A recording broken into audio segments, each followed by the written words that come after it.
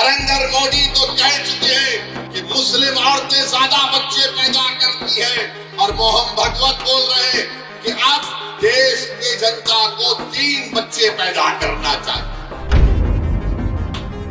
मोहन भागवत पूछ ले नरेंद्र मोदी से कि किस पर इल्जाम लगाया गया था। बीजेपी किसी मुसलमान को टिकट नहीं देती। मेरी आप तमाम से अपील है कि आप मजलिस की तायीद करिए। पिछली बार भी आपने मजलिस के उम्मीदवारों की तायीद की, हमको कामयाबी नहीं मिली, मगर हमारे हौसले बुलंद है, हम कभी मायूस नहीं हो सकते। मेरा काम लड़ना है, मेरा काम अवाम के दरमियान में जाकर अपनी पार्टी की बात को आपके सामने रखना है। मेरा काम इम्तियाज जलील का काम यह है कि भारत की पार्लियामेंट में हम आवाम के मसाइल को उठाते हैं। मेरे अजीज दोस्तों और बुजुर्गों, मेरी आपसे दबन गुजारिश है कि आप हमारे उम्मीदवार की तायीद करें, इनको कामयाब करें।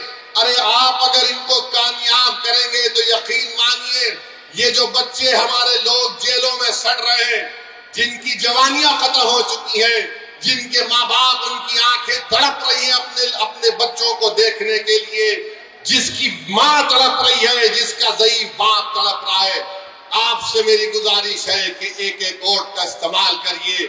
ये इलेक्शन आपको एक पैगाम देना है तमाम पार्टीज को, चाहे बीजेपी हो, आम आदमी पार्टी हो, कांग्रेस हो।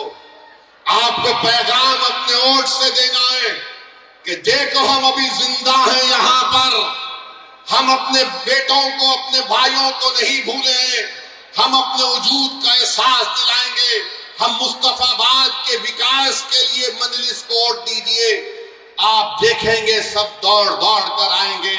वरना ये सब पार्टियां जानती है बीजेपी किसी मुसलमान को टिकट नहीं देती। नरेंद्र मोदी तो कह चुके हैं कि मुस्लिम औरतें ज्यादा बच्चे पैदा करती हैं। नरेंद्र मोदी तो कह चुके हैं कि मंगलसूत्र निकालकर मुस्लिम बहनों को दिया जाएगा, मगर नरेंद्र मोदी जो बोले आरएसएस के मोहन भागवत उल्टा कर दिए और मोहन भागवत बोल रहे हैं कि अब देश की जनता को 3 बच्चे पैदा करना चाहिए। अब मोहन भागवत किसको कह रहे हैं मुझे नहीं मालूम। मोहन भागवत पूछ ले नरेंद्र मोदी से कि किस पर इल्जाम लगाया गया था।